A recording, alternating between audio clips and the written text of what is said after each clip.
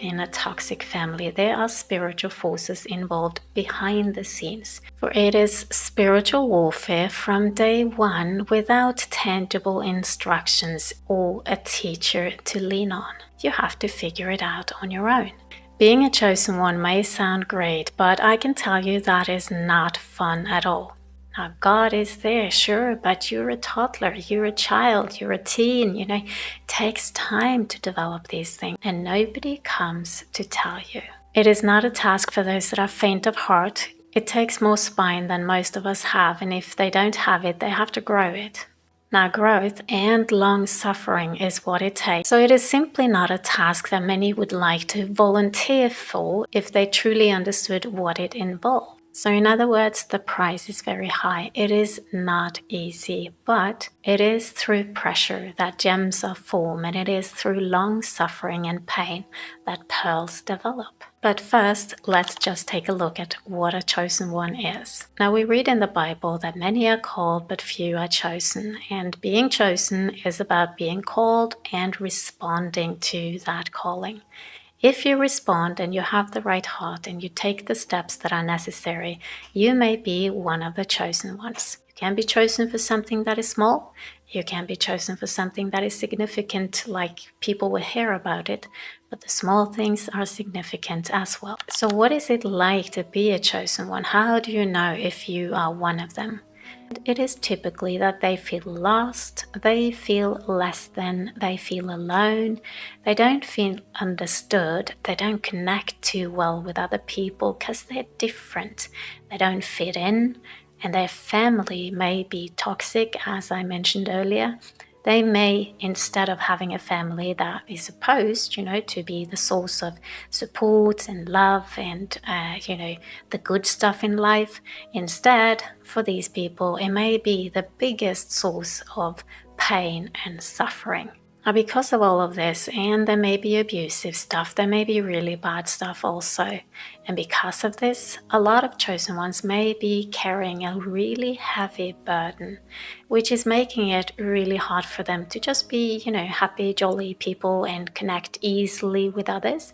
And if they share what they really carry and struggle with, most people will just pull away because it's too much for them. They cannot relate. The chosen ones that are breaking generational curses. And that's where you are born into a family that is not treating you the best, It is a toxic family where you are struggling. You are not getting what you need and you are suffering.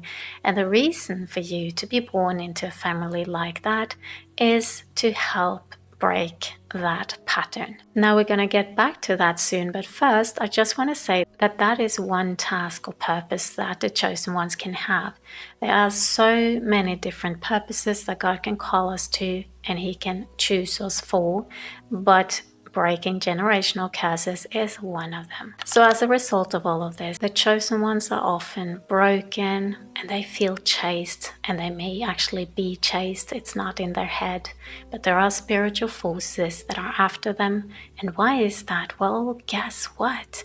If you have a gem or you are in the process of producing a gem, don't you think the enemy wants to stop that or steal that? Well, of course he wants. Now, I talk a lot about life purpose and that kind of stuff. And if you are looking for your purpose, which is important when you are in a hard place, when things are difficult, you need to be aware and find your purpose, because that's the life rope that you can hold on to and have the strength to carry on, even if it is very difficult. Well, if that is for you, I have created a mini course about fulfilling your life purpose. It includes really identifying your life purpose. So check out the link in the description if that is relevant for you. So breaking generational curses is, as I mentioned earlier, one of the tasks or purposes of chosen ones. That is why so many of those that God has truly called has been put in toxic families where they have so much bad experiences and opposition and difficulties simply because they are there for a purpose. Usually they are not there to truly change the people around them, although that can happen, and if it does, it is fantastic. But the most important thing that they do, and that can be done regardless of how your family and the people around you are responding, that is to change the track and the pathway of the bloodline going forward. And when you have gone through it, you will be a powerful force in setting other people free as well. And the best way to prevent a chosen one, whether it's you or me, to turn into that powerful, wonderful, beautiful gem that you are meant to be, is to stop it even before you understand that you have a calling. So my point is that you cannot win in a toxic game. You cannot win when the enemy is engaging you in a play. The only way to win is to not play and start your own path instead, with God, with truth, with goodness, etc., because that's the only place you can be victorious.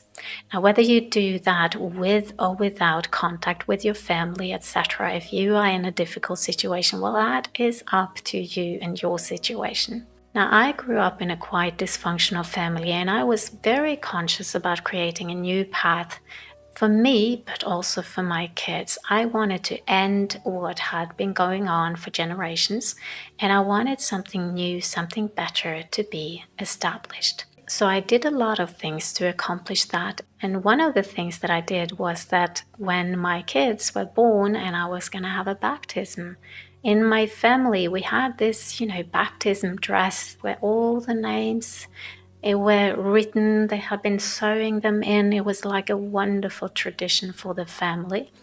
And I didn't want to be a part of that. I didn't want my kids to be in the line with all the others. And so instead, I actually sewed my kids' baptism dress. And it was a beautiful, fresh, new start. And I was so proud of what I'd made. I'll see if I can find a picture of it, of me with my baby in my hand, so you can see it. And that and many other things were symbolic things that I did.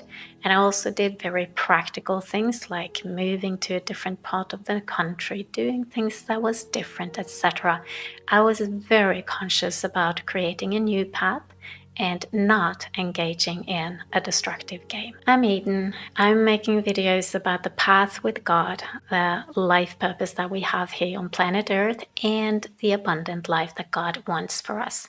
So if you are interested in those kind of topics, well, then make sure to subscribe so that you can see more of my content. So if this is something you can relate to, or you have a situation where you're wondering, should I do this or should I do that? Just be aware that when you grow up in a toxic family, there are spiritual forces involved behind the scenes. You don't see them, but they are, working through people, and you get to be familiar with them in a negative way.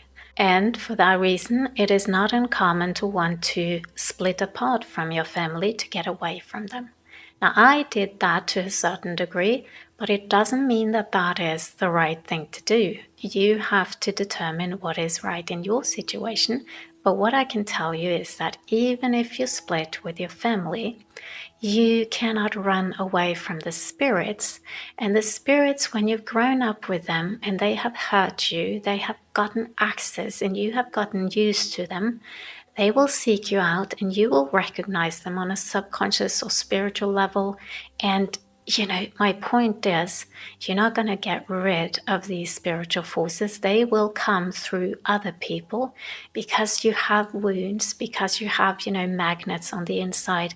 And until those are cleansed out and you have mastered the level or, overcome whatever it is for you to overcome, until Christ has come in fully, etc., you cannot run away from these ones, but you can handle it.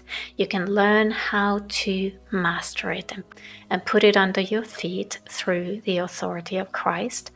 But you have to become conscious of all the different traits and steps and traps that they set up for you. And you need to know when to pull which card and when to pull away. And, it's an advanced study. And you, if you have been led into this and this is your experience, you have the honor of studying this delicate mechanism even though it is intimidating. So my word for you, if you feel that this resonates with your situation, is that you can and you will overcome as long as you keep your eyes on God and don't give up. So what I just said is quite challenging. There's a lot of difficult things, and it's not just going away by moving away from your family.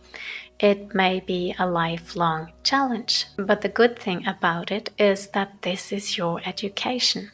It's a type of study and education that you can get nowhere else. No book, no person can tell you these things and you will learn it. You have to walk in it and experience it and master it as the arts of standing in front of spiritual forces and manipulation and, toxicity, all of it, and simply learn the skill of handling it together with God. And if you have been put in a situation like that, it is certainly because you have been called to something later on that is important for you to develop these skills and to master these domains, because if you don't, you will not be able to do what you are called to. In the process, you will develop character and talents and skills and mastery, wisdom, perseverance, love, compassion. I mean, there's so many things that will develop in the process. It's priceless. In addition, all of this will teach you humbleness so that you can walk into your purpose without falling into the traps of pride, greed, seeking fame and all kinds of ego stuff, etc. The ones that have been beaten up and been under pressure over a long time, they know how to stand and to stand firm with integrity in a much greater way than those who have come into a situation easily. So as I mentioned earlier, your purpose is incredibly important because going through all of these difficult and painful things can be overwhelming and unbearable. However, if you understand that you do this so that you will be able to serve and have a purpose of importance later on, then the pain and the suffering is bearable because it is not in vain.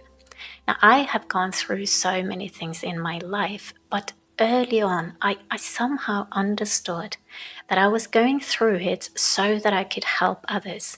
And the moment I could remind myself of that, I had a reason to suffer and I could stand. It was okay. Now, if you feel that you are called and perhaps one of the chosen ones, if you resonate with the things that I say, then maybe you are looking for ways to develop a more intimate relationship with God and to have a more active dialogue with Him. And if that is interesting for you, I'm going to put a video on the screen now about Christ's morning routine, because that is a good way for you to get a habit of growing that oneness with Christ. And with that, I just want to say take care, be blessed, and I hope to see you soon again.